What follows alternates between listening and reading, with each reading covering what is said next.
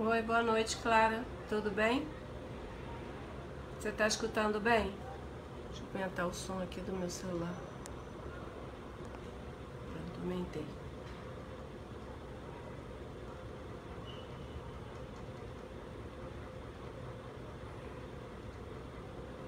Boa noite, Rosana. Tá ótimo, então. Obrigada.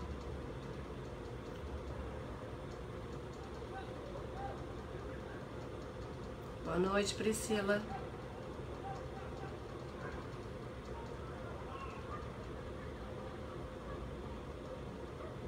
Boa noite, Gresk.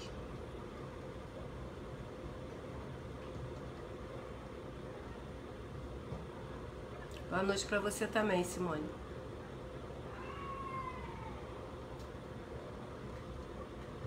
Já falta um minutinho só pra começar.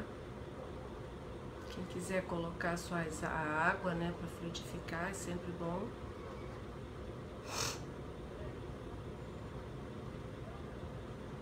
Oi, boa noite, Bela. Ficou lindo o cartaz que você fez, viu? Parabéns. Você tá uma artista. Linda Alva, boa noite.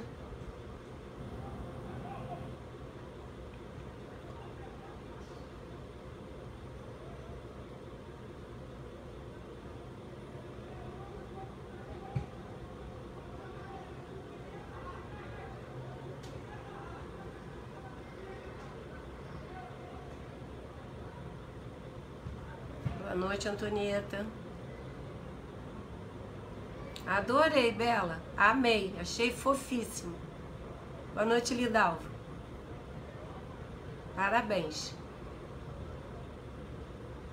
Bom, já são 20 horas e 30 minutos, né? A pontualidade é muito importante. E vamos começar com o estudo e trabalho da noite de hoje, elevando nossos pensamentos a Deus, a Jesus Mestre Amigo, a nossa queridíssima Maria Santíssima, nossa intercessora, nossa mãe, que nos acolhe, nos ampara e nos ajuda nessa caminhada aqui nesse planeta. Pedimos aos bons espíritos, o espírito que dirige esse trabalho, que nos ampare durante todo esse período do estudo, nos ajude na reflexão, nos faça interiorizar os ensinamentos da noite de hoje e pedimos, Senhor, que o estudo da noite de hoje seja proveitoso para nós encarnados e desencarnados aqui presentes. Graças a Deus. Então, boa noite Marco Aurélio, boa noite, turma. Tudo bem, Rosana? É uma alegria muito grande estar aqui novamente, né? Depois de um mês. E para o nosso novo estudo, para o nosso trabalho da noite de hoje. Então hoje nós estamos na 13ª aula, né? E hoje o tema é Prelúdio da Encarnação. Mas antes de começar o capítulo da noite de hoje, eu gostaria de fazer aquela recordação, né? Porque depois de 30 dias, para a gente não perder muita sequência. Então nós paramos naquela parte que Camilo e o seu grupo foram visitar o isolamento e lá encontraram o Jerônimo. Jerônimo já modificado, Jerônimo já totalmente socializado, porque ele não era, né? Ele era muito arredio, muito rude, até muitas das vezes. E lá no isolamento, foi quando ele voltou da crosta, que foi visitar a família, que ficou lá recolhido. E qual era a especialidade do isolamento? Nos casos sentimentais. Quando era o ciúmes exacerbado, a raiva excessiva, aquele amor totalmente desequilibrado e desmedido. Então era um local onde os espíritos iriam, ou foram, quando eles estavam com esses probleminhas sentimentais, que faz uma confusão enorme em nossa existência. E qual era o objetivo da instituição? Afastar as atrações e as paixões pelas coisas mundanas aqui da Terra. Então o objetivo era, quando eles estivessem lá, tudo isso fosse afastado deles, para que eles pudessem vir a se reequilibrar. E o diretor de lá era o irmão Miguel de Santarém, que também era um sacerdote, assim como lá no manicômio e a torre, E quais foram os escândalos que o Jerônimo cometeu para que ele pudesse estar tão desequilibrado desse jeito, né? Primeiro ele faliu por excesso de mimo à família, né? Ele teve gastos assim, sem medidas, porque ali não tinha um freio, era tipo um bolso sem fundo. E o segundo grande problema que ele cometeu, gravíssimo, foi não educar a moral dos filhos. Ele não educou, ele só mimou, achando que duraria para sempre, né? Que jamais ele cometeria tal ato, e deixou a família toda desamparada e sem a menor estrutura moral para sobreviver. E aí, chegando lá, Jerônimo conversando, né? Ele foi chamado e ele ficou muito feliz de ver os amigos, e ele começa a relatar o que aconteceu com ele, né? A forma nova que ele estava vendo a vida. Ele relatou do arrependimento, ele relatou também da grande benécia que é a prece sincera, né? E ele vai, naquele período todo que ele ficou ali, e as reflexões que ele foi fazendo, do que tinha acontecido, do que ele não tinha feito, e do que ele tinha feito como tinha feito. E aí ele vai, um dia ele se ajoelha na relva, às 6 horas, que era o horário que tem a prece lá, né? Que todos nesse momento tem um momento de oração. E ele vai, se ajoelha e faz uma prece sincera, Maria, né?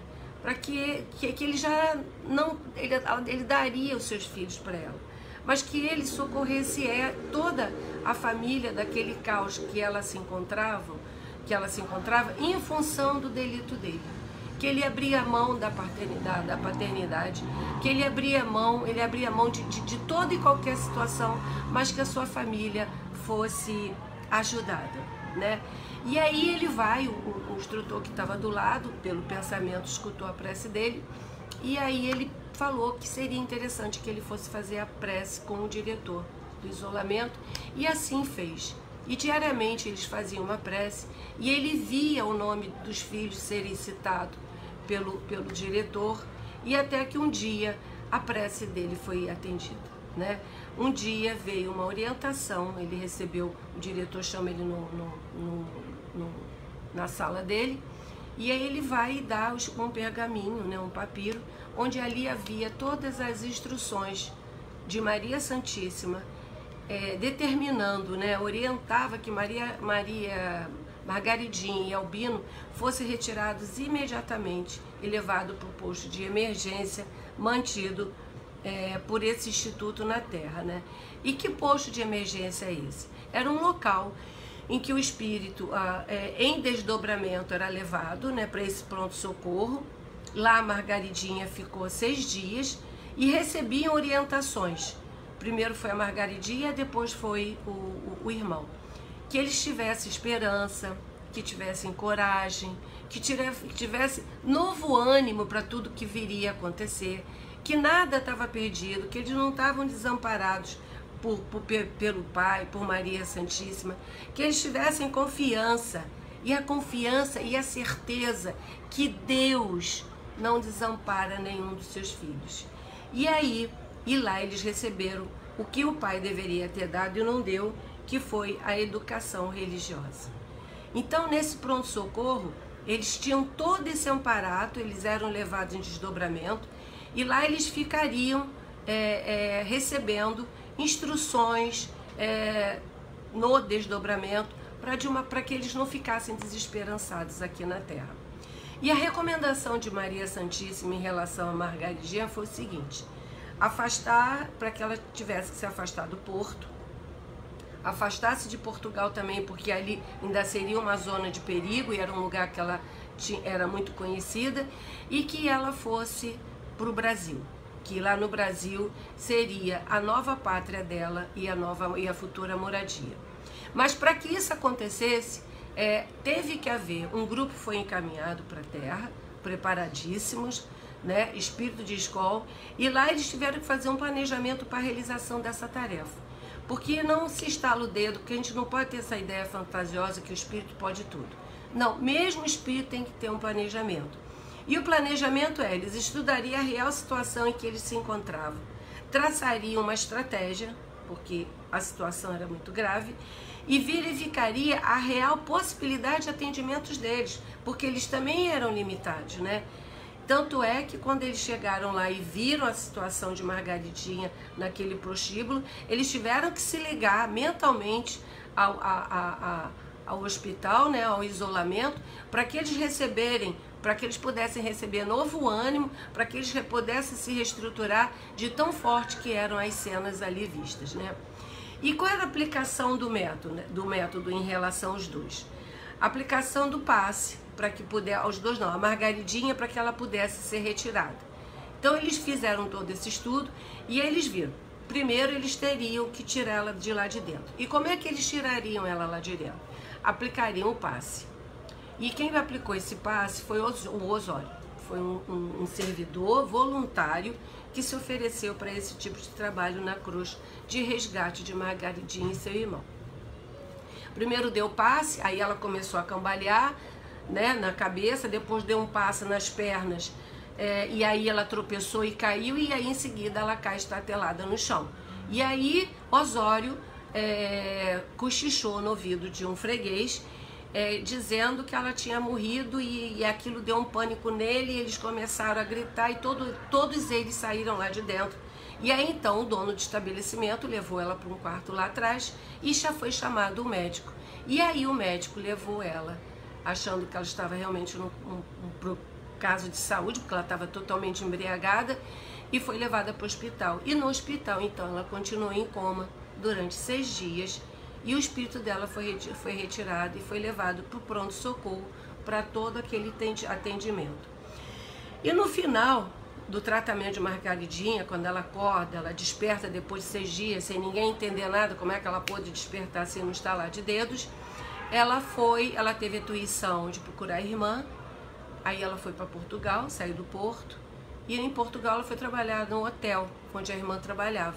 Foi morar com a irmã e a irmã arranjou um trabalho para ela no hotel, que ela conheceu uma família que morava no Brasil, que a convidou para que viesse ao Brasil trabalhando de doméstica aqui com eles. E assim Margaridinha finaliza aquele trágica situação em que ela vivia, né? E começa uma nova vida num lugar bem distante, onde que ninguém a conhecia. E assim aconteceu também com o Albino. Ele foi para a África e ficar exilado lá na África, e lá ele começaria também uma nova existência. E assim termina o capítulo da aula anterior. E hoje nós vamos iniciar o prelúdio da encarnação. E esse capítulo é muito bonito, que ele começa da seguinte forma. Jesus dizendo: na verdade te digo, que aquele que não nascer de novo não poderá ver o reino de Deus. E hoje, isso quer dizer o quê? A reencarnação. Porque hoje nós vamos conhecer um pouquinho do departamento de reencarnação, né? E onde é que ficava localizado esse departamento? Ficava situado no extremo da colônia correcional Maria de Nazaré, limitando com as regiões propriamente consideradas espirituais ou zona educacional. Então ela ficava bem no finalzinho mesmo, bem distante. E quais eram as funções dessa colônia, né? Essa colônia correcional. A função dela era recolher. Eu vou ver um a um, tá? Eu vou só falar qual era a função. Recolher, analisar, e na hora de fazer essa análise o gabinete era inacessível aos visitantes. Fazer uma programação das recapitulações, desculpa, gente, das existências, né? Ver o que aconteceu, como é que aconteceu, qual foi o momento que eles fracassaram na encarnação, pesquisas, planejamento dos envoltórios físicos terrenos e laboratório de restringimento, que também não era possível a visita, adentrar nenhum visitante. E aí agora, nesse ponto, depois, olha só, que nós já viemos há tantos capítulos, né? E agora, nesse ponto, começa a aparecer o elemento feminino. Que até então, se lembra quando eles entraram e foram se matricular, né? Vieram das zonas de sofrimento, né? Vale do Suicida, entraram e foram logo se cadastrar. E quando eles se cadastraram com todos aqueles dados e com as fotografias do pensamento, aí foi separado a parte feminina da parte masculina, porque eles não teriam condições de ficarem juntos naquele momento por total desequilíbrio. E agora começa a aparecer esse elemento feminino. Grande parte dos obreiros e funcionários eram compostos de espíritos que se engrandeceram na hierarquia espiritual, insistindo nas encarnações em corpos femininos. Isso me chamou muito a atenção, né? Por que insistiam em corpos femininos? Porque era uma escolha de linha de reencarnação evolutiva, porque aquele momento o sexo feminino era mais importante para o tipo de evolução que esse espírito estava querendo alcançar. E tem uma fala de Emmanuel que eu gosto muito, que ele diz o seguinte: se uma mãe resolvesse amar incondicionalmente, ela conseguiria mudar o mundo inteirinho. Aí a gente vê o poder do coração de uma mãe, né? E isso é um alerta pra gente, viu? Nós, mães, né? É um alerta muito grande, porque nós temos que aprender a amar incondicionalmente a humanidade. Porque uma mãe só, se uma mãe tivesse condições desse amor grandioso, mudaria o mundo inteiro. E por que somente agora elas apareceram, né? Por que só agora vai começar a ser inserido o elemento feminino?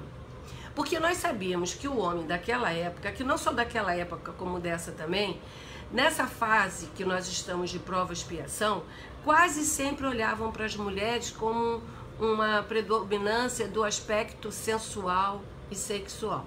E isso também ainda ocorre nos dias de hoje, né? Alguns homens acham até que elas são posse deles, né? Não só batem, como aprisionam elas. E isso contaminava o quê? A psicosfera. Não era possível deixá-las juntas, porque eles não estavam equilibrados e eles não podiam ter nenhum tipo de excitação, porque isso iria desestabilizar. Por isso que desde lá de trás elas já eram separadas deles. E como eles não podiam ter excitação, elas são introduzidas aos poucos como parentesco mais puro, como o amor materno. Então elas são introduzidas tipo assim, com amor de mãe mesmo, né? Para que não houvesse nenhum desvio, nenhum pensamento, nenhuma situação delicada. E isso me fez lembrar, no livro Nosso Lar, no capítulo 45, quando André Luiz está com Lísias no campo da música, para você ver como a mente do homem, e isso foi dito por um homem, é uma coisa meia conturbada quando olha uma mulher, né? Que eles foram lá e até então nesse dia André Luiz ia conhecer a Lacínia, que era a noiva de Lísias. E aí e André Luiz achando muito estranho, pô, mas noivado no plano espiritual, né? E vocês já se casaram. E aí Lísias começa a contar que eles já tinham fracassado inúmeras vezes, apesar de se amarem. E todo o fracasso da relação foi por responsabilidade dele, como ele diz aqui. Lacínia e eu já fracassamos muitas vezes nas experiências materiais. Devo confessar que quase todos os desastres do pretérito tiveram origem na minha imprevidência e absoluta falta de domínio. A liberdade que as leis sociais do planeta conferem ao sexo masculino. Então era uma época que todo mundo traía, André Luiz traía, todo mundo traía. O homem que não tivesse uma amante na rua era até duvidado se ele era um homem realmente viril. E sempre eles olhavam para as mulheres e é interessante que como naquela época as mulheres, né, foram preservadas, porque como elas tinham que ficar trancadas dentro de casa, elas não tinham essa liberdade que os homens tinham, de uma determinada forma elas foram favorecidas. Não que aquela forma de criar cabe para o dia de hoje, né? De forma nenhuma, Deus me livre. Mas foram preservadas para que elas não falissem. Então Lacínia tinha muito mais o sentimento mais apurado do que de Lísias, que vivia prevaricando. Então você vê, em função dessa situação real, né, que eu trouxe até a história de um outro livro, era necessário que esse elemento feminino não fosse, que não tivesse contato com a parte masculina, porque eles já eram todos desequilibrados, né? Ainda mais sendo, eles não poderiam ter esse grau de excitação. E uma coisa interessante, elas não ocupavam postos chaves de direção geral do departamento. A elas cabiam, a parte de direção cabia justamente aqueles espíritos, aquela pleia, né, de espíritos, justamente porque elas não iam poder estar em contato com eles o tempo inteiro. E elas tinham tarefas específicas. Elas não atendiam a todos, quer dizer, era um grupo específico, um grupo que já estava em condições de conviver, de estar diante de uma mulher, nem tinham contato constante também com esse grupo que ela já podia estar em contato, porque isso causaria um desequilíbrio muito grande na parte masculina. E Camilo começa a dizer: ao transpormos os limites demarcados por muralhas intransponíveis para visitantes não credenciados, que era a situação deles, podemos contemplar os primeiros tons coloridos que percebemos em 4 anos de hospitalização. Então, olha só, depois de 4 anos, onde tudo era monocromático, né, porque até as cores era uma coisa que desequilibrariam eles começaram a ver a cor. E porque somente está em contato com essas cores depois de 4 anos? Porque é onde eles já tinham conseguido o nível de equilíbrio que eles tinham que ter em função dos nervos deles que tinha sido rompido, os nervos espirituais, em função da violência com que foi cometido o desenlace deles. E o branco não excitava. Então o branco era, se lembra que quando eles chegaram, era neve, o cavalo era branco, com aquela crina maravilhosa, tudo era branquinho, o quarto era todo branco, as bancadas eram todas brancas, eles não tinham nenhum contato com nenhuma cor, nem sol, nem nada. Era aqueles dias brancos, vamos dizer assim, né? E tudo tinha que ser realmente monocromático, porque as cores iriam desestabilizar. E com a cirurgia foi possível consertar, se lembra que eles só pararam com os cacoetes de ficar limpando sangue da mão, do pescoço, depois que foi feita aquela cirurgia no pé de espírito, para que aquela sensação do desencarne parasse de acontecer e eles começassem a não ter mais aquele cacoete de ficar com quem morreu estrangulado, balançando o pescoço e coisa e tal. E nem todos conseguiam chegar nessa etapa. Essa etapa de poder visitar esse departamento de reencarnação, nem todos conseguiam chegar, porque muitos deles não tinham tido condições, como o Mário Sobral, que é o primeiro que vai reencarnar, de chegar até esse ponto. Ele já pediu para reencarnar logo. Então os espíritos que não tinham condições, porque não conseguiam conviver com a sua dor, com o seu fracasso, com o seu remorso, com a sua culpa, eles pediam logo para reencarnar e não chegava a essa fase que nós vamos chegar agora. Para surpresa de todos, quando eles chegaram lá, de todo o grupo, né, verificava-se tratar de uma metrópole movimentadíssima. Não era aquela coisa calma, tranquila, onde todos ficavam como foi na torre, né? As pessoas aprisionadas, cada um dentro de suas salas fazendo os estudos, as verificações, no manicômio, todos eles deitados assim, igual totalmente sem raciocínio, quer dizer, não havia aquela movimentação. E quando chegou lá, viu que era uma cidade que transeunte para tudo que era canto. E como é que era a arquitetura? Eu gosto de descrever assim para a gente ir formando já na nossa mente a imagem do que a gente vai conhecer, né? Então a arquitetura era edifícios soberbos em apurado estilo hindu. Imprimia-se a beleza grave e indescritível do ambiente. Os palácios circundados de colunas ou enfeitados de cúpulas, ai lindo, né? Aquelas cúpulas igual lá do Papa, típicas bem assim nas mansões residenciais. Então até as casas de lá tinham essas cúpulas, e era uma coisa muito bela, muito faraônica, muito magnífico, dele ficar assim de boca aberta. E ainda tinha uma coisa que eles ficaram assim, alucinados, o sol formoso. Olha quanto tempo que eles não viam o Rei Sol, né? Reunindo nas mesmas doçorosas expressões de beleza, porque de beleza, parques e jardins, lagos e cascatas faiscantes, como se tudo fora construído em finíssimas porcelanas. Olha que maravilha, aquele sol reluzindo em tudo aquilo que eles estavam vendo. E depois de 4 anos, sem ver cor, sem ver sol, e gente assim passeando de um canto para o outro, deve ter sido assim uma coisa assim muito gostosa de ver, né? E isso é uma coisa que a gente tem que prestar atenção. Quanto mais elevado é o espírito, mais belo é a paisagem e a arquitetura onde eles se encontram, né? O belo é próprio de espírito elevado, porque nós não conhecemos espíritos elevados, espíritos de escola feio, para começar. São espíritos belos, né? Maria de Nazaré belo, Jesus belo, Francisco de Assis belo, sabe? Maria Angélica de uma outra casa que outra bela. Então essas imagens de espíritos superiores são sempre espíritos muito bonitos. E quem eram os moradores dessa metrópole? A verdadeira civilização hindu.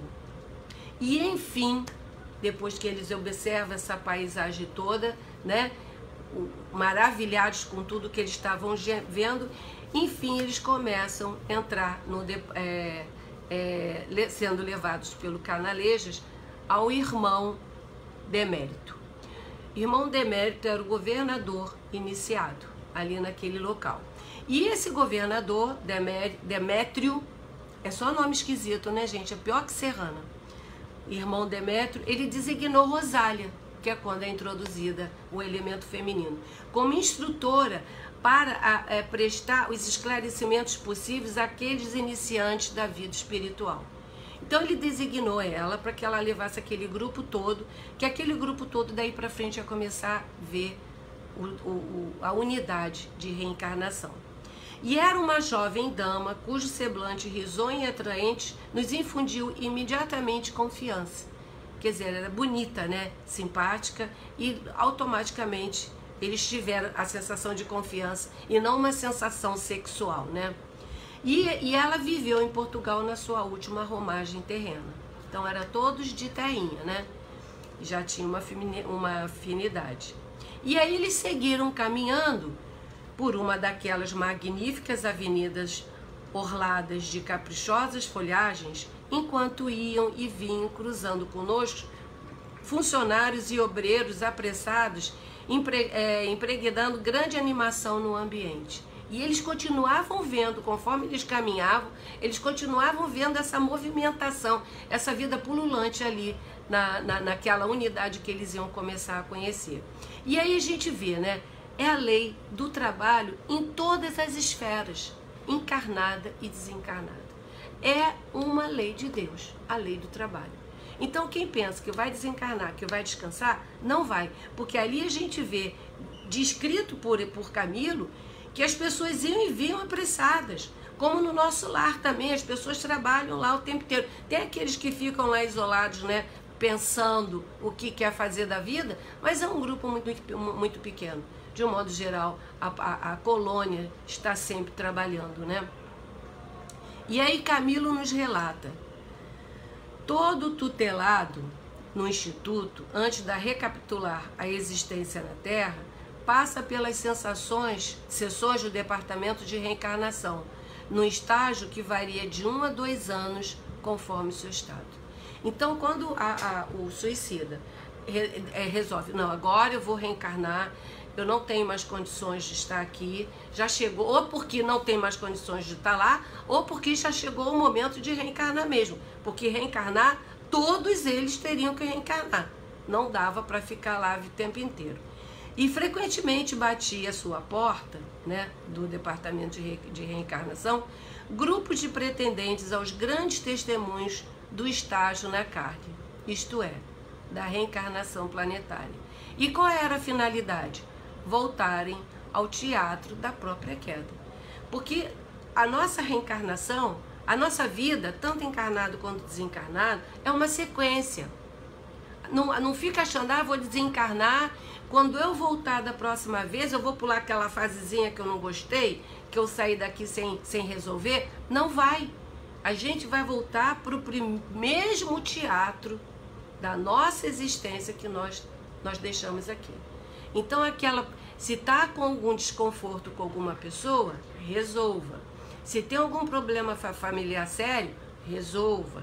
Se você está com aquele ódiozinho, aquela mágoazinha no coração, desfaça. Porque vai ter que desfazer isso em algum momento, né? E a grande oportunidade é quando nós estamos a caminho. É quando nós estamos a caminho que a gente tem que aproveitar a nossa reencarnação, o período que nós estamos aqui, para a gente desfazer esses desconfortos, para a gente desfazer essas situações desagradáveis que muitas das vezes foram criadas por nós. Não vamos sentar no puff de que eu sou bonzinho, eu sou coitado, não. Muitas das vezes as situações geradas e que agora nós estamos em contato com elas de novo, ou foram geradas por nós nessa existência ou em outra. E isso é um alerta pra gente. Não vamos nos colocar como pessoas santinhas, boazinhas, porque se a gente fosse fofinha assim, a gente não estaria no planeta de provas de expiação. E qual era o objetivo disso tudo? A reparação do passado cujas lembranças os desesperavam. Porque todos eles ficavam desesperados com o que eles fizeram, né? Jerônimo com a falência com a falência e toda a sua família ser jogado ao léu.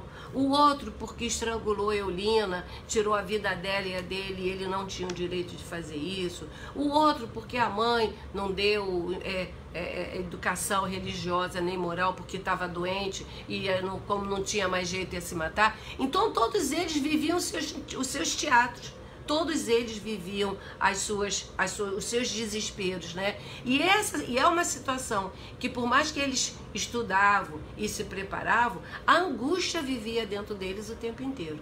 Era uma coisa que não cessava. A necessidade de expiarem as faltas, como nós vimos o relato de Jerônimo. Ele vai ter que voltar para ser novamente negociante, né, de vinhos ou de qualquer outra coisa. Quitar os débitos que ele deixou com o banco, com os credores, com a família. Ele vai ter que passar pela falência, porque a prova era essa, passar pela falência.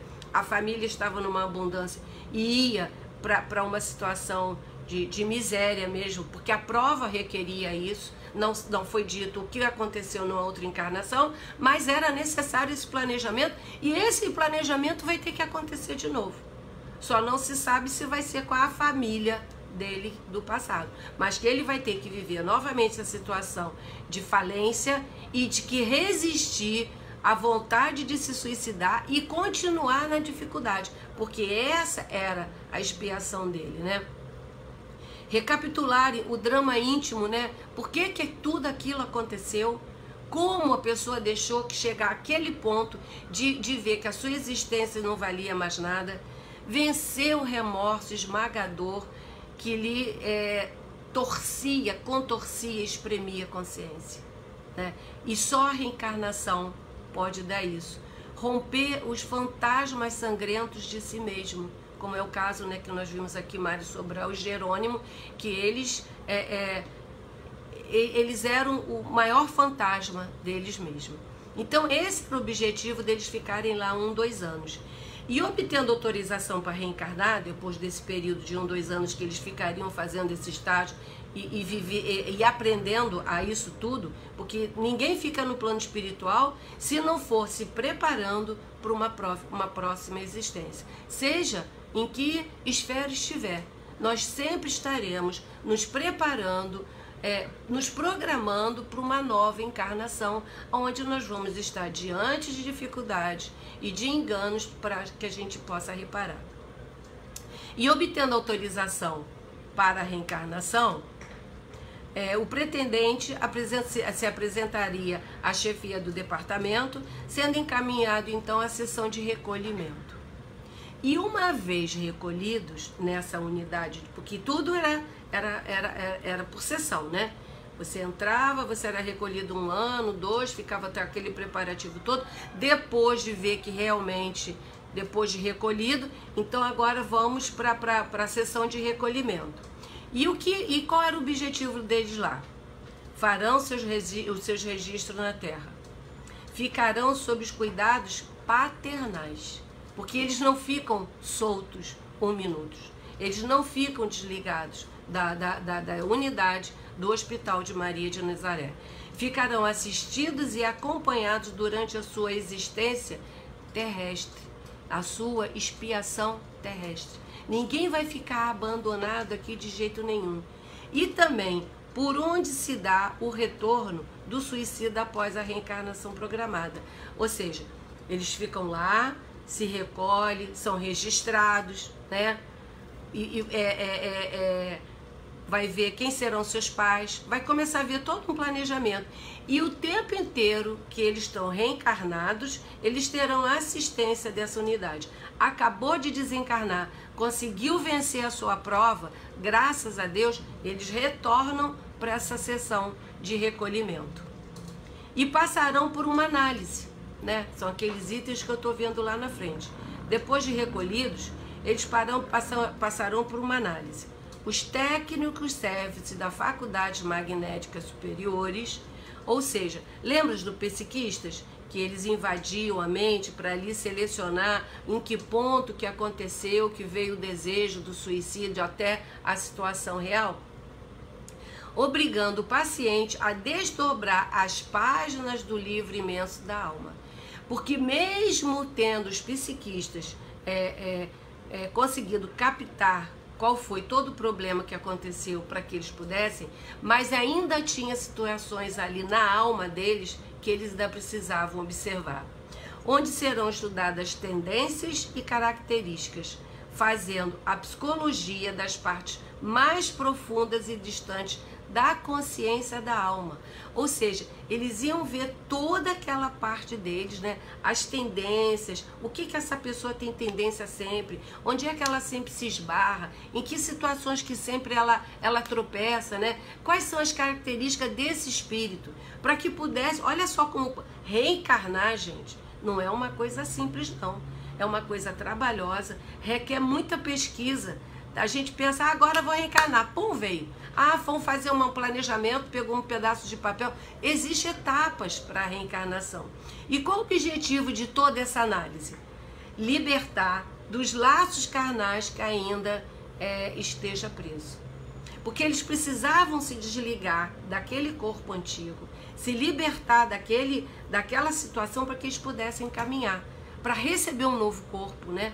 Para receber um planejamento, para receber uma nova programação. Recapitulando o pretérito, lembrando do que foi, revelando tal como realmente era. Será desvendado todas as situações, caso o paciente ainda ignore. É aquilo que eu falei, ainda tinha situações ali que estavam escondidas que ele precisava saber e ia saber. Não há possibilidade de reencarnar ignorando, que às vezes um negocinho pequenininho assim que não sabe, vai fazer uma diferença enorme na encarnação. E todas as criaturas encarnadas ou desencarnadas trazem na sua história impressa no labirinto do seu ser. E qual é o labirinto do nosso ser? É o nosso perispírito. É o nosso perispírito que fica ali gravado. Todas as nossas encarnações ficam ali impresso mesmo. Tudo o que aconteceu tintim por tintim em todas as encarnações. E nós teremos que reparar, né? Quando estivermos preparados, às vezes situações de 1 século atrás, de 2 séculos atrás, porque Deus não castiga seu filho com a encarnação. A reencarnação é quase um perdão, né? Então a gente só vai reencarnar para resgatar aquela situação que às vezes foi em vidas muito pregressas, se a gente já tiver em condições de vir e sair vitorioso daquela prova, daquela expiação. Então, não é assim, né? E tudo isso está impresso no nosso perispírito. E após a conclusão da análise, passarão o caso para a sessão de programação das recapitulações. As análises feitas serão indispensáveis para a programação a seguir. Então, você vê como tudo é preparado minuciosamente, como tudo tem assim um carinho, um cuidado com a encarnação. E aí a gente vê, né? Tem esse carinho todo. Isso é para nós mesmos, gente. Às vezes a gente reclama, meu corpo é assim, o meu corpo assado, queria meu cabelo ondulado. Eu, por exemplo, queria um cachinho, não queria essa coisa lisa toda, não. E é esse cabelo que eu tenho que ter, né? Com esse rosto que eu tenho que ter, porque esse corpo é a minha ferramenta de trabalho nessa encarnação. E essa ferramenta de trabalho significa rever os meus enganos, rever as minhas situações que eu deixei para trás em outras existências. E aí lá, olha só a trabalheira e a pessoa chega aqui e vai se mata, depois dessa trabalheira toda. Depois de ter feito todos o processo de recapitulação, de sequências, de passo a passo das tarefas, e a pessoa vira aqui, não quero mais viver, né? Deus não existe, Deus não me ama e quero ir embora daqui. E esse processo de planejamento reencarnatório é tanto para suicida como não, para todos nós aqui na Terra. Agora existe, gente, uma exceção, só uma exceção, para os exilados no manicômio, né? Eles reencarnarão tais como se encontram. Eles não têm possibilidade de nenhuma melhoria. Eles cozinharam os cérebros deles, os neurônios, os filamentos, e somente a reencarnação vai ser um benefício para eles, né? Só a reencarnação. Do jeito que eles chegaram no plano espiritual, eles vão retornar ao planeta exatamente igual. Por isso que são corpos ainda muito doentes, né? Porque eles descem, eles retornam num estado de desequilíbrio muito grande, muito grande. Porque o desequilíbrio que eles chegaram lá era o desequilíbrio que eles vão retornar. E essa terapeuta é imposta. Com que objetivo que é imposta? Corretivo do descontrole geral das vibrações. Por isso que eles vão ter que vir tal qual. Eles têm que ter um choque anímico para eles poderem equilibrar aquela confusão toda, para aí depois eles retornarem para o plano espiritual, aí então poder eles terem todo esse processo que Camila e o seu grupo está tendo. Até então o que eles vão fazer é ter um choque anímico. Vem para a crosta e retornam para o plano espiritual. E receberão preces diárias dos amigos espirituais e dos seus tutores. Ou seja, mesmo nesse choque anímico, eles não vão ficar desamparados, nem desligados da colônia em momento nenhum. Mas, conforme os espíritos dizem, é tudo que poderão obter. Olha o que o espírito fez consigo mesmo, né? Olha que situação infeliz que se colocou. Olha que estado de miséria espiritual que se encontra. E isso, a reencarnação vindo dessa forma, né, imposta, porque é uma terapeuta e é imposta, reencarnar para ter esse choque anímico, é um carinho. É para tirar aquele espírito daquele estado totalmente desequilibrado e poder retornar, para então poder haver um planejamento reencarnatório. E a programação das recapitulações, para que serve? Estabelecer o programa a ser seguido considerando os méritos e deméritos do reencarnante, força e resistência moral. Para isso é tudo programado. O esboço das lutas expiatórias e reparadoras, porque a gente não vem para cá sem um dever de casa. Mas vai ser analisado os méritos e o demérito, o que pode ser contado a nosso favor e o que não pode ser contado a nosso favor. Porque mesmo nessas situações, a gente ainda tem aquela pessoa que a gente ajudou, aquele gatinho que a gente deu uma aguinha, alguma comida. E isso tudo é contado. Tudo que a gente faz de bom é contado. Tudo é contado. E aí vai botar na balança o que é mérito e o que é demérito. E aí vai fazer o esboço das expiações que a pessoa vai ter que fazer, a reparação que ela vai ter que fazer, né? Porque a encarnação, ela serve, tanto a prova quanto a expiação, ela serve só para reparar os enganos e para crescimento no plano espiritual. As quedas pretéritas mais graves que exigirão reparação urgente, ou seja, situações que fizeram que tem que consertar naquele instante que chegarem aqui, né? De tão grave que foi. E as concessões balsamizadoras. Ou seja, sempre vai ter uma coisa que pode amar, porque a lei de Deus é lei de amor. Mesmo nessas situações severas, o amor ainda sempre impera.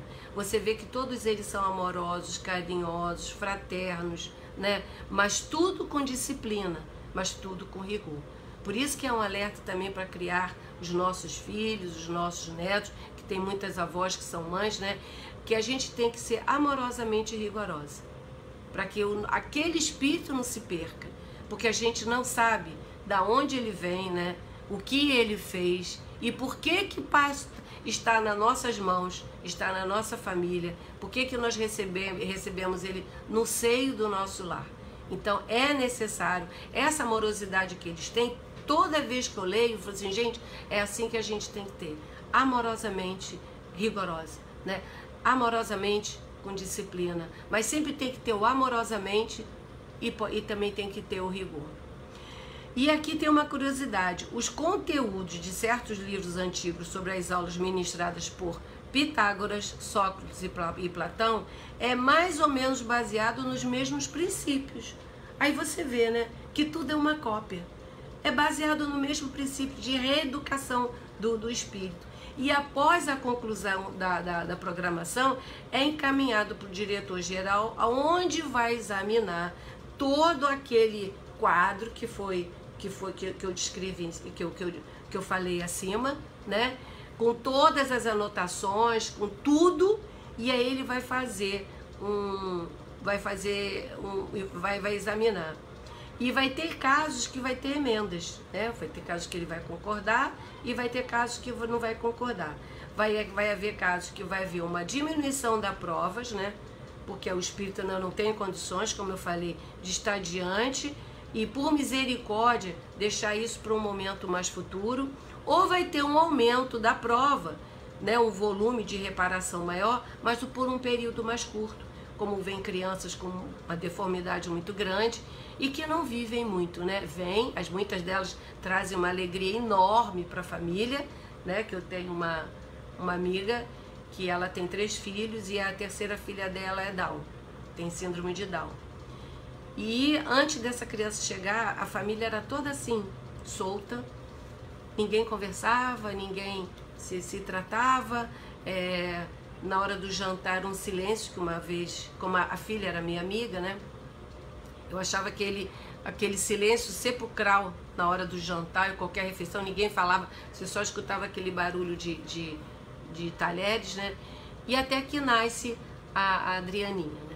E nasceu a Adrianinha com uma síndrome de Down, até bem elevada, e é o sol da família, a família se concentra toda em torno dela, aquela criança, aí tu vê, numa prova dessa, não pode estar ali um espírito superior?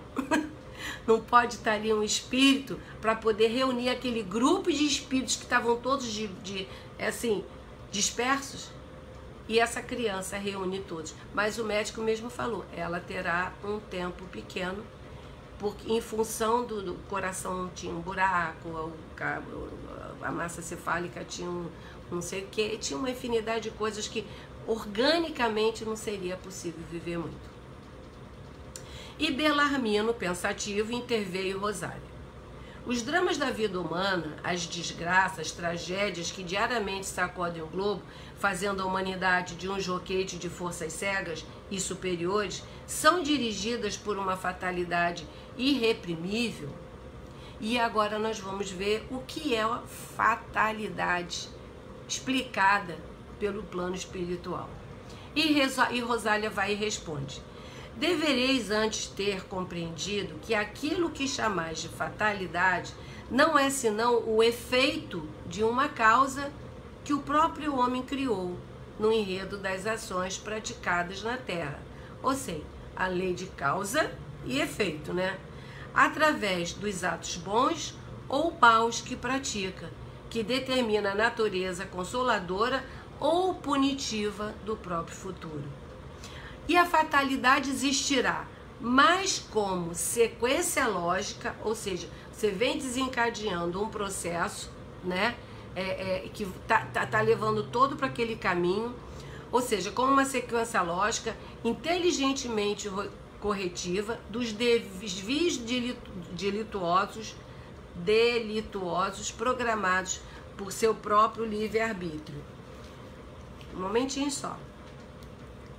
Ao preferir o erro aos ditames da razão e da consciência. Trata-se de um corretivo. Esse estado de coisa desaparecerá no momento em que se corrigir a causa que lhe forneceu origem.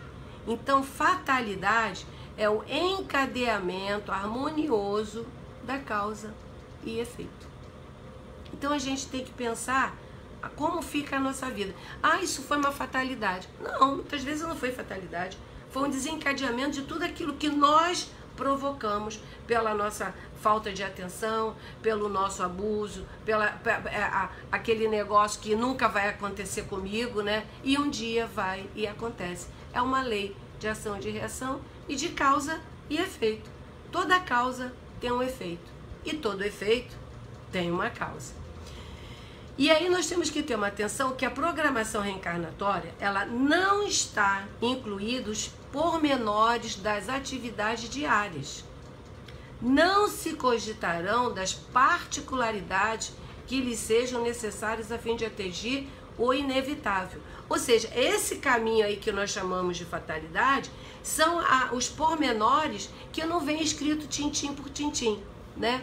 É aquilo que vai ficar dependendo da sequência que você vai dar à sua vida, se elas acontecerão ou não. Apenas os pontos capitais serão por eles anotados, os que constituam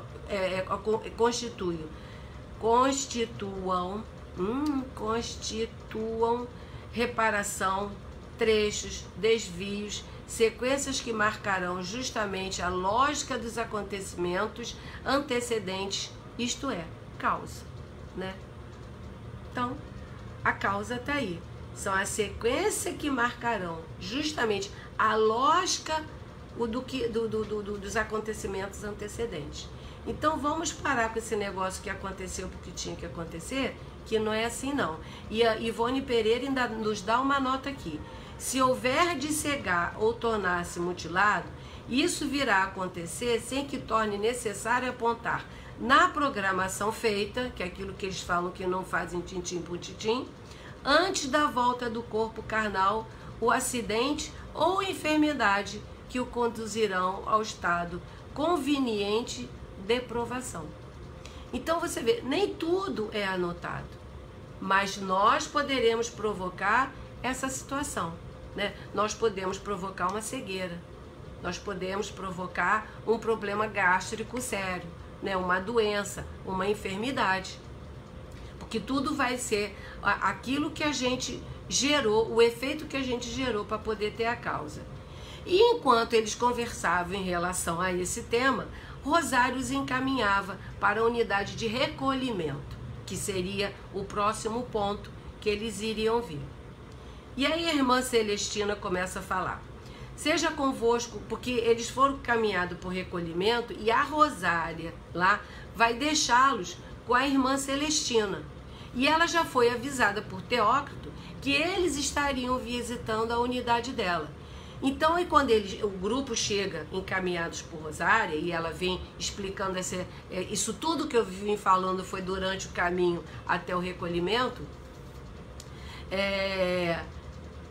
a irmã Rosária está lá esperando eles. E ela fala: seja convosco a paz do Divino Mestre. Eu vos esperava, meus amigos. Irmão Teócrito comunicou-me esta manhã. Eu mesmo acompanharei pelo interior do nosso albergue. Este recolhimento, e a todos vós receberá um dia, todos os internos na colônia passarão sobre seus umbrais. Por que umbrais, né? Por aquela situação de depuração. Porque o umbral é um lugar que a gente está ali para perder os fluidos, né? Para perder aquela sensação direta da terra e poder largar tudo ali que é material, que não interessa para a vida espiritual, para poder seguir viagem, como foi o caso de André Luiz, que foi para a colônia Nosso Lar, que também é uma colônia transitória, né? Lá é para você estudar, aprender, reencarnar para poder evoluir. E quem foi Irmã Celestina na Terra, né? Vamos conhecer um pouquinho dela. Viveu reclusa no convento de Santa Maria. Acredito que deva ser em Portugal, mas não diz exatamente onde. Seguia as normas estatuídas por Francisco de Assis. Olha o nosso querido Francisco. Nas horas de lazer, cultivava rosas e esse foi o único passatempo durante toda a reclusão. Com que objetivo? Que esse foi o único passatempo, né? Contemplação íntima no Instituto, de limpar caráter e sentimentos para uma boa sintonização com os influxos divinos. Não podia ter nem animal para não desviar o afeto e as atenções aos deveres anteriores, aos deveres austeros. Então, nada podia se desviar, nem um animalzinho, porque aí já ia desviar o amor para aquele animalzinho. Então, ela cultivava flores, né? Cultivava flores e aí ela conta. Aí o Camilo fala: mas Irmã Celestina convidou-nos a repousarem e ofereceu a cada um uma rosa. E ela continuou cultivando em pleno plano espiritual aquilo que ela já vinha fazendo na Terra. Você vê que muitas das vezes nós levamos os nossos hábitos, né? E Belarmino vai e pergunta: vejo que continuais cultivando rosas no mundo invisível. Sinto-me, porém, confuso. E pois, é possível uma coisa dessa aqui, né? Porque tudo é possível, tudo é criado no plano espiritual através do fluido cósmico. E ele fica admirado de ver que ali ela estava plantando as rosas e assim mesmo, ele vendo, ele ainda duvidava.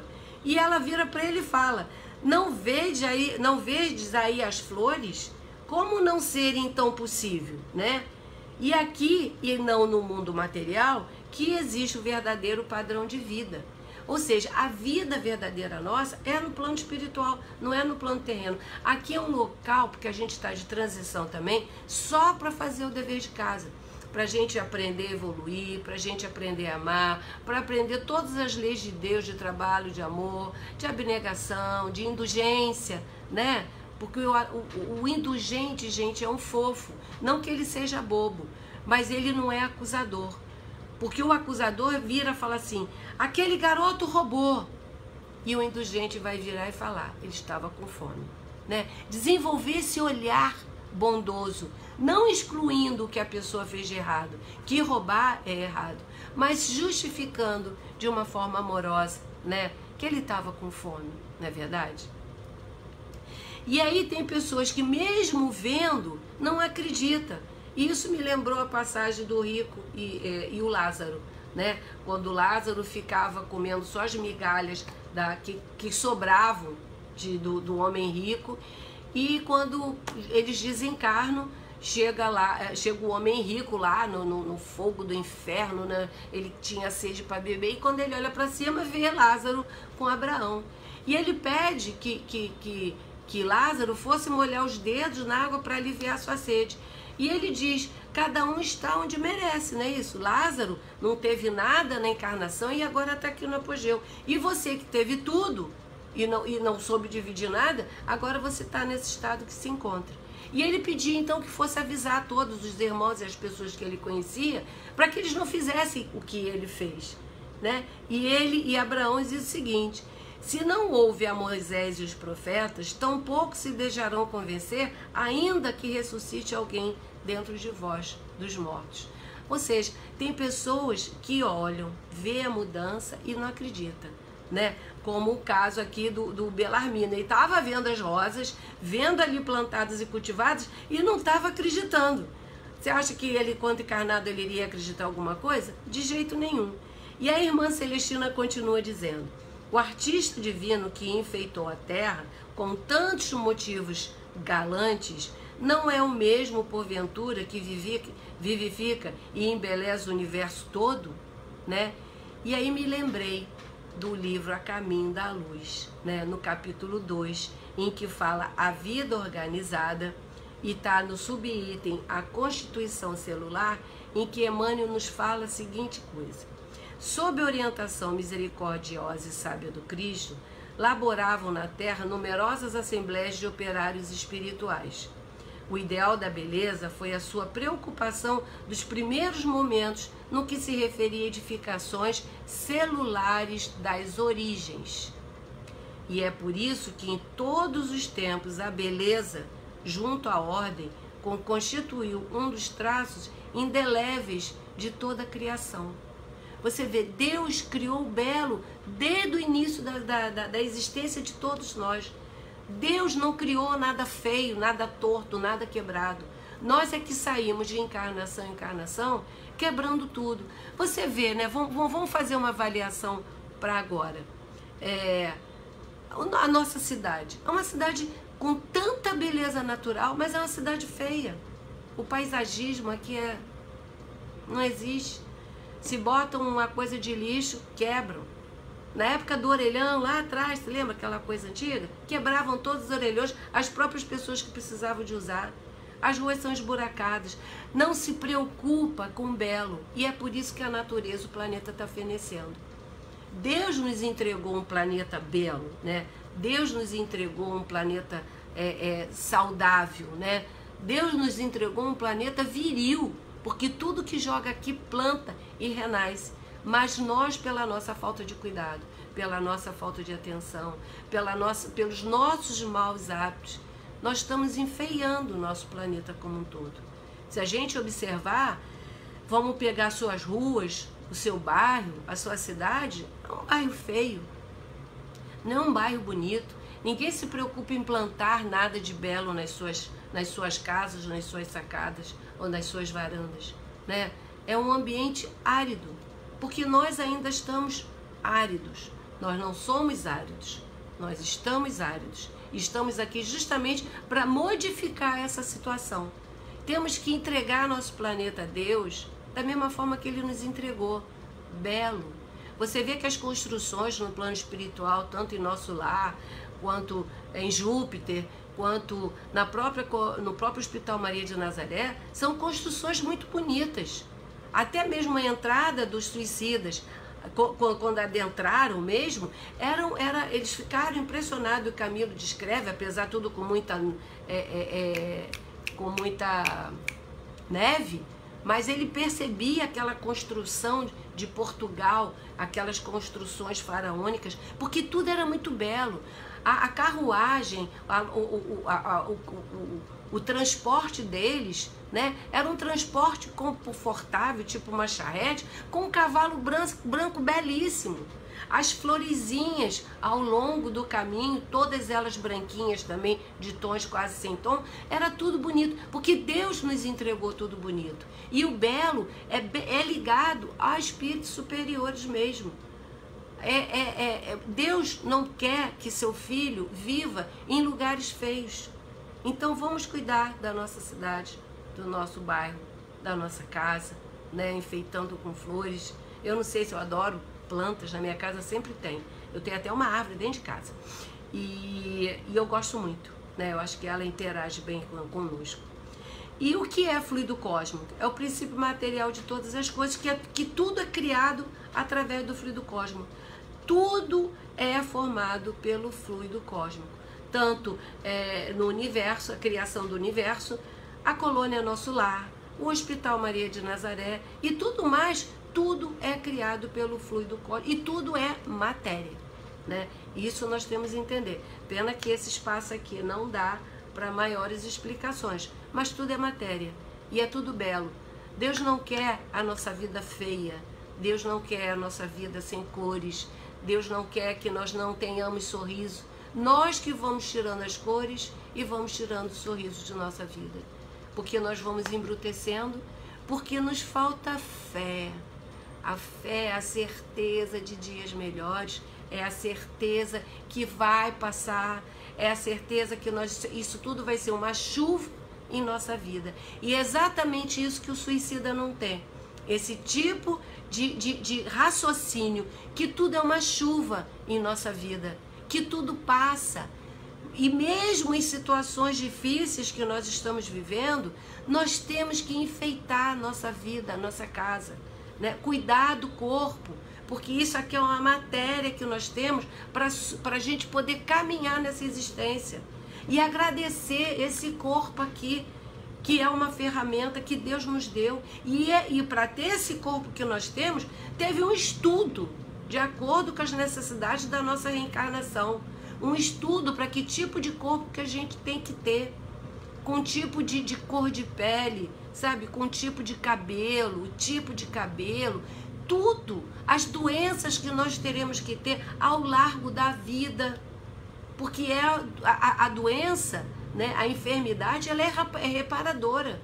Quantas vezes ela nos tira daquele local que a gente achava que era soberano, poderoso, que tudo podia, aí a gente vê quantas pessoas morreram, né? De Covid, assim, tchum. Eu acho que foi a filha, gente, não me falha a memória, do dono do Santander. Acho que foi um banco desse, eu não estou com certeza qual era o banco. Que ela dizia que o pai, eles eram milionários, e tinham dinheiro para comprar absolutamente tudo. Mas o pai dela morreu sozinho, sem a única coisa que ele não precisava pagar, que era o ar. Então, olha só, a atenção que nós temos que ter para a nossa existência, para o nosso corpo.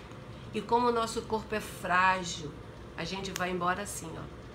Então, vamos fazer o que a gente tem que fazer, o que nos cabe nessa existência, para quando a gente sair daqui, pelo menos ter menos coisas para a gente trazer na encarnação seguinte.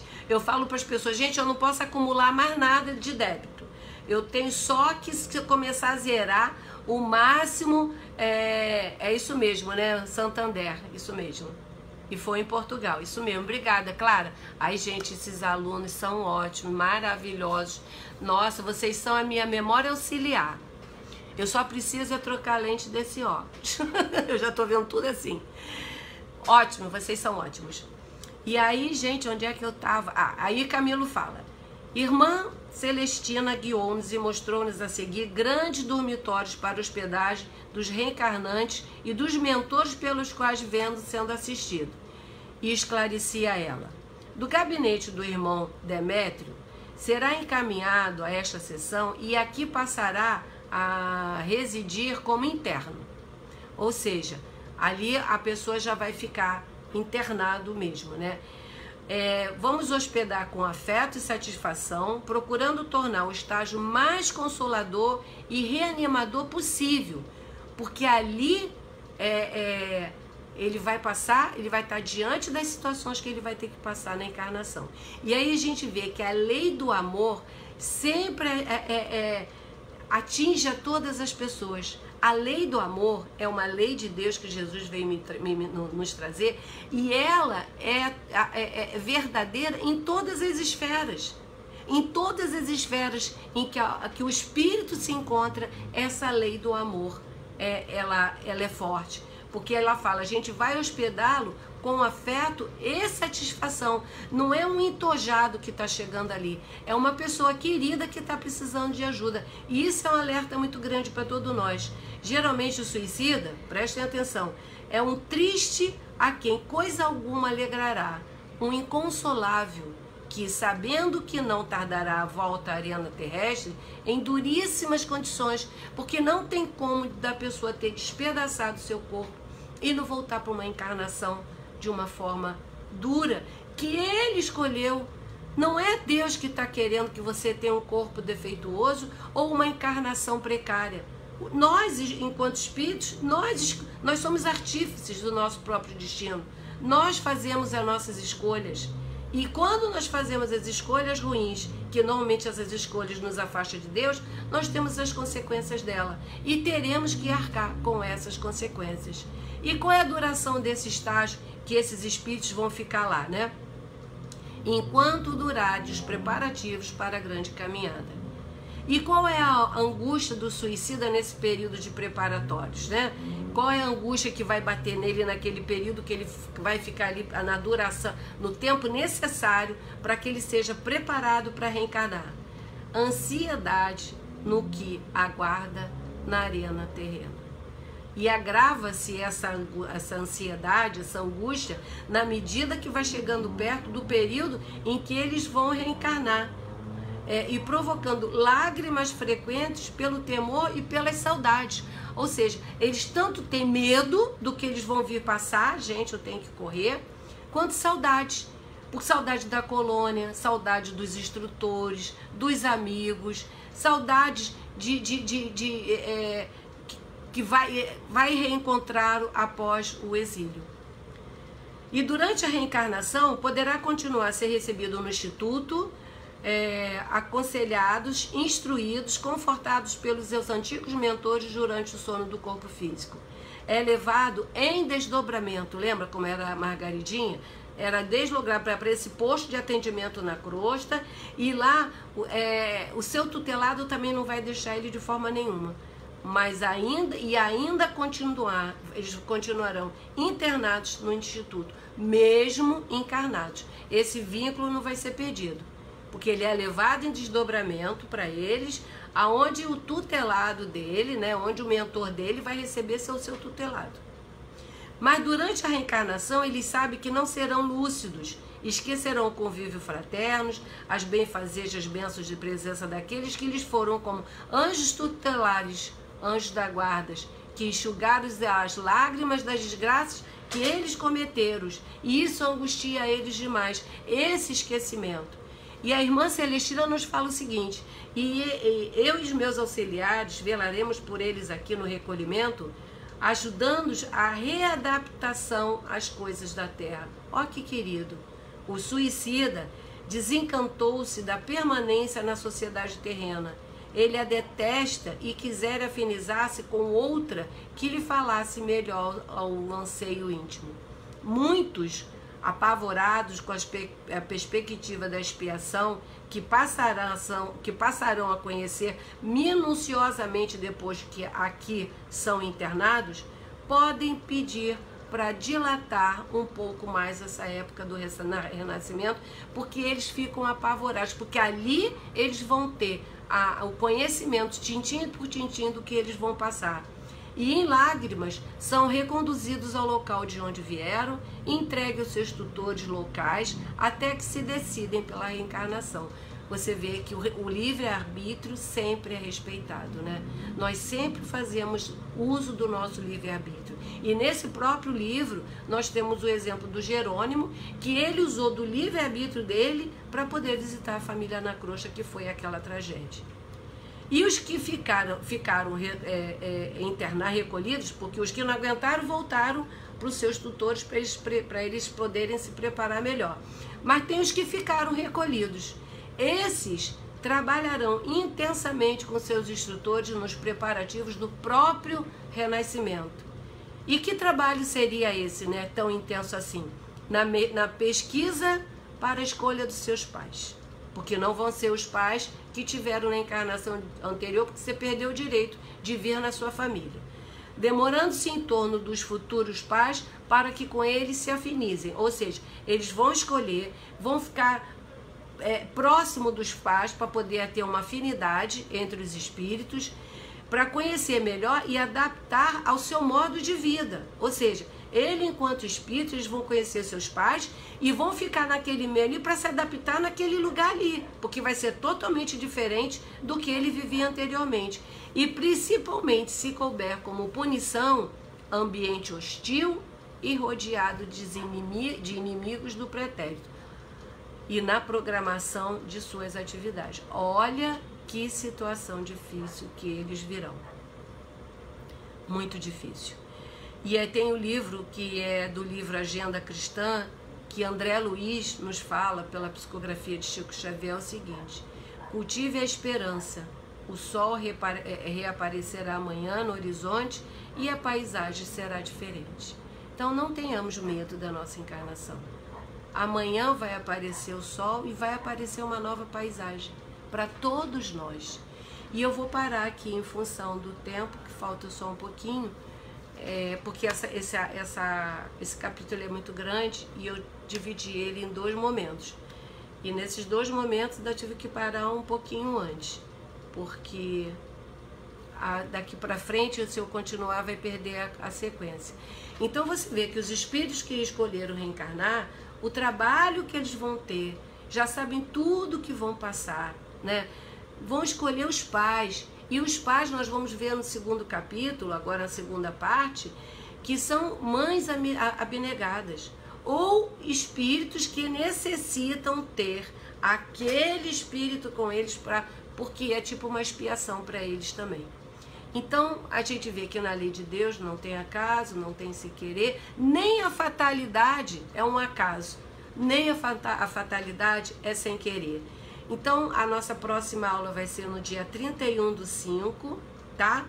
E por motivo de necessidade minha, a aula não vai ser mais depois de um mês, vai ser no dia 7/6, porque eu vou fazer aniversário e eu ganhei da minha família uma viagem, que vamos fazer juntos. Então a Simone arranjou esse horário aí. Muito obrigada, Simone, você é muito querida, né, para que a aula não seja interrompida. Então a próxima aula é 31/5 e a outra já vai ser 7/6, tá? Fiquem atentos em relação às datas, porque não vai ter um prazo de 30 dias e eu vou ficar muito triste se eu não ver aqui a minha turma querida, né? Então, obrigada pela noite, obrigada por tudo, obrigada por toda essa energia que eu recebo de vocês, obrigada pela minha família Gresc, que me dá essa oportunidade de estar aqui, né, estudando e exercitando muitos ensinamentos de Jesus, né? E um dos ensinamentos que Jesus veio trazer para todos nós é a lei do amor. E ela sempre, em todos os capítulos que nós estudamos, nós vemos essa lei do amor sendo exercida por todos os trabalhadores com carinho com os suicidas, né? E devemos aplicar essa lei do amor também na nossa existência para as pessoas que vivem em nosso entorno, principalmente com aquelas difíceis, né? Então, vamos elevar nosso pensamento. Agradeço a todos vocês pelo carinho que eu sempre recebo. E vamos agradecer, Senhor, pela oportunidade de estarmos aqui nesse trabalho de amor com Maria. Esse trabalho com esses espíritos suicidas que precisam escutar ainda, né? Verbalmente, né? Eles precisam estar aqui escutando todos esses relatos desses amigos espirituais que nos emprestaram as suas histórias, para que possamos nos corrigir, ajudar a outras pessoas e auxiliá-los, principalmente os desencarnados. Senhor, fique conosco durante todo esse período, higienize nossa casa de todos os pensamentos menos bons impregnados por nós e fluidifique nossas águas, Senhor, colocando ali o remédio para o nosso corpo e para o nosso espírito ainda tão enfermo. Agradeço a oportunidade de trabalho, sou grata pela minha encarnação, sou grata pela minha família e sou grata pelas minhas dificuldades. Graças a Deus. Uma boa noite a todos e até dia 31/5. Um beijinho carinhoso no coração.